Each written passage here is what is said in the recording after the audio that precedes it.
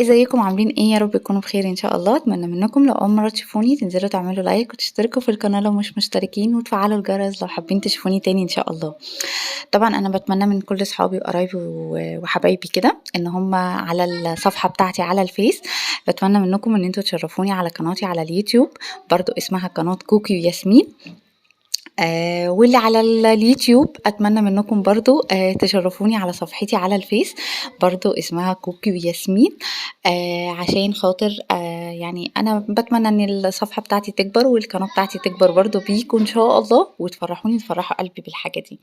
طبعا انا بقى عايزة اوريكم حاجة، انا يا جماعة مش عايزة حد يتريق، خلاص دي تجربة وانا بطلع بقول الحقيقة، ولا هطلع اقول لكم بقى واتفزلك واقول لكم انا بخزن قلقاس ولا اللي انا بعمل. انا دي تجربة بالنسبة لي، واول مرة في حياتي من ساعة ما اتجوزت اعمل الحركة دي. خلاص انا امي هي اللي كانت بتعمل لي الحاجات دي وبتخزنها لي عندها وبتعمل القلقاس بصراحة.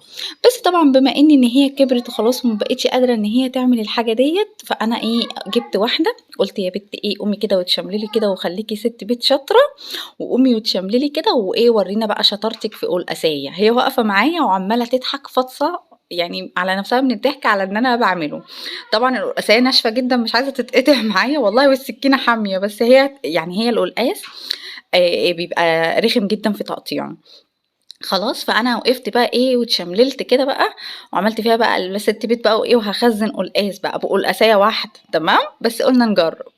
تمام فانا دلوقتي دي التجربه بتاعتي بتاعه القلقاس، اللي هو المفروض ان انا بجرب اول مره ان انا اخزن قلقاس. قلت اشوف نفسي كده هعرف اتعامل ولا مش هعرف اتعامل، وهتكسف قدام امي وهي واقفه عماله تضحك عليا. فدلوقتي انا جبت قلقاسيه هقطعها زي ما انتم شايفين كده، قشرتها. طبعا هي مليانه طينه، بس انا امي بتقولي ما ينفعش يتغسل خالص. خلاص فالمهم ان هي قالت لي قشريها واقعدي مسحي كده في الفوط دي. اهم حاجه تبقى الفوط دي نضيفه جدا، الحاجات اللي هي بتاعه المطبخ. تمام انا الفوط دي بتاعه المطبخ ما بخليهاش لاي حاجه تاني غير ان انا بستخدمها الاكل او لايدي مثلا، او حاجه بقى عايزه امسحها، حلل مثلا غسلتها عايزه امسحها، يعني الفوط دي نضيفه صلي جدا. على محمد صلي على محمد. فالفوط دي نضيفه جدا. تمام فانا جبت القلقاسيه زي ما انتم شايفين كده، قطعتها زي ما شفتوا، وقطعتها كده مكعبات صغيره زي ما انتم شايفين كده. المهم مسكتها، ماما قالت لي امسكيها شوفيها خلاص كده ما بقاش فيها اي حاجه تاني. لقيتها الحمد لله المزلقه يعني اللي بتبقى فيها دي مفيش. خلاص والطريقه بتاعت القلقاس بقى في عمايله، في اما اجي اطبخه يعني هوريكم طريقه اقسم بالله تحفة تحفة تحفة بجد. أمي برضو بتعملها وفعلا الكل يشهد لها ان هو القلقاس بتاعها طعمه تحفة الحمد لله يعني. تمام انا كده قطعت القلقاسيه، انا عملتها على كيسين لاني انا لما باجي اعمل القلقاس انا ولادي بيبقوا حابين يعني يبقى في حاجه حمراء معاها، يعني مثلا صينيه بطاطس اي حاجه تبقى كده معاها. تمام قطعنا القلقاسيه زي ما انتم شايفين كده. هندخل بقى على السلق. جايبه حزمه شبت وحزمه كزبره، والسلق جايباه مقطفاه زي ما انتم شايفينه كده، واخده الورق بس منه. ده السلق. خلاص قطفته غسلته غسله كويسه جدا جدا وسبته يتصفى خالص، وبعد كده رحت حطاه على شويه سمنه حلوين. خلاص كده. طبعا انا بردك اول مره اعمل السلق، وبرده وهعمله معاكم لاول مره، بس الحمد لله الحمد لله يعني التجربه نجحت معايا جدا وطلعت ست بيت لهلوبه. بس فالمهم يعني كده انا حطيت السلق لغايه ما دبل خالص، ميته نزلت كده زي ما انتم شايفين.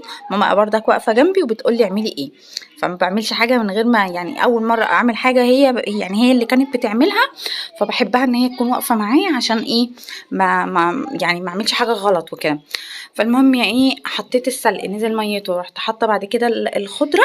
خلاص وطبعا راس توم كده زي ما انتم شايفين، انا عشان عامله كميه قليله فحطيت راس توم صغيره.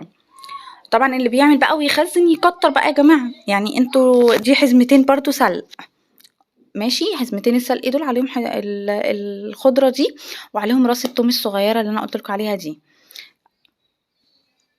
بس فضلت بقى اقلب فيهم كده زي ما انتوا شايفين، بصوا دبلوا ازاي وعمالين ينزلوا في الميه بتاعتهم.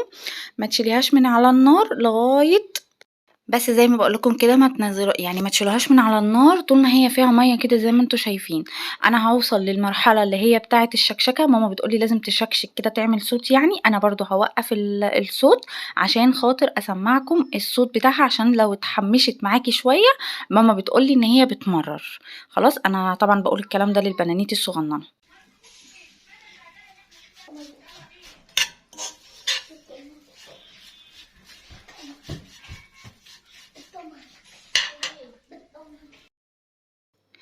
بس يا بنات إحنا كده وصلنا للمرحلة اللي هي المفروض بقى إن إحنا هناخدها نطحنها، تمام.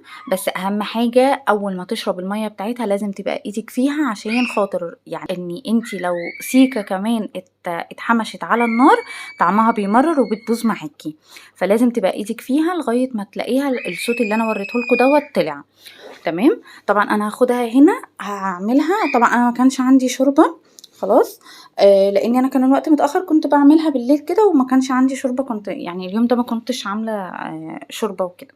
فطبعًا الجيش بيقول لك اتصرّف، فأنا اتصرّفت طبعًا، فقُلت أنا كده لمّا آجي هاطبخها يعني أكيد هيبقى في شوربة، يعني مش مشكلة يعني. فرُحت حاطة كوباية المَيّة الصغيّرة دي، ورُحت طحناها، تمام. وصّلتها للمرحلة اللي أنا عايزاها، نعمت معايا جدًا. بس أهم حاجة وأنتِ بتطحنيها، اطحنيها في حاجة صغيّرة كده عشان خاطر يعني ما تهدّرش منِّك، لإن لمّا بتيجي تفضّيها بتطلع بصعوبة، يعني بتبقى صعبة إن أنتِ عشان التهدير حرام يعني. وأنا والله العظيم يا بنات صدقوني والله لمّا حاجة باعرف أعملها باقول أنا اللي باعرف أعملها وباعملها. الحمد لله يعني أنا أمي طباخة الكل يشهد لها، والحمد لله باخد منها الوصفات، الحمل لله بانفذها بتطلع معايا الحمد لله يعني زي الفل. فالحاجة اللي هتطلع معايا حلوة هاقول لكم حلوة، والحاجة اللي وحشة هاقول لكم وحشة، عشان حرام أنا مش حِمل إني أنا يعني أدّي وصفة لحد والحاجة تطلع مش حلوة ويتضايق عليّا يعني من الآخر. فالحمد لله أنا يعني الحتّة دي عندي باستحرم جدًا، لمّا حاجة باعرف أعملها هاقول إن أنا باعرف أعملها وهتطلع حلوة هاقول حلوة، لو وحشة هاقول وحشة، تمام. حتى لو أنا اللي عاملاها يعني، هاقول وحشة وما تجربوهاش. بس كده، فأنا كده يا جماعة جرّبت القلقاس والحمد لله، الحمد لله تمِّت بحمد الله، نجح معايا جدًا، وكان أول مرّة وبُصّوا السلق لونه تحفة. والله العظيم وحياة ربنا أنا اللي عاملاه، مع أمي يعني كانت واقفة بس تقول لي إيه اعملي كذا، اعملي كذا، فالحمد لله، الحمد لله نَفَسي حلو برضه وسِت بيت لهلوبة. فيا رب تجرّبوا الوصفة إن شاء الله وتعجبكم، وإن شاء الله تعرفوا تخزّنوا كده، لو ما بتعرفوش برضه تخزّنوا زيي أول مرّة أديكم هتعرفوا إن شاء الله هتطلع أحلى من بتاعتي كمان لو جرّبتوا.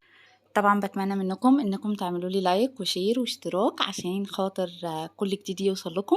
طبعًا لو حابين تشوفوني تاني إن شاء الله ووصفاتي بتعجبكم، ومستنية منكم كده تعليق يكون حلو كده يشجعني ويخلّيني أقدر أستمر إن شاء الله في اللي أنا باعمله، ويا رب تكون وصفاتي بتعجبكم. يالّا سلام.